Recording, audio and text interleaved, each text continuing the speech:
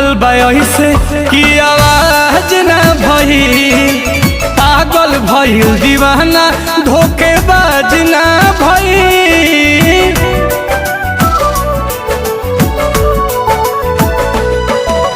हंसे ले ऐसे जैसे ओकर लाज ना भइल, लागता कि हु प्यार के मोहताज ना भइल। कहाँ के हुआ गाबा समैया के घड़ी से, कहाँ के हुआ गाबा समैया के घड़ी से। हमारा से ऐसे जुदा हो गइल जैसे होला दिसंबर जनवरी से। हमारा से ऐसे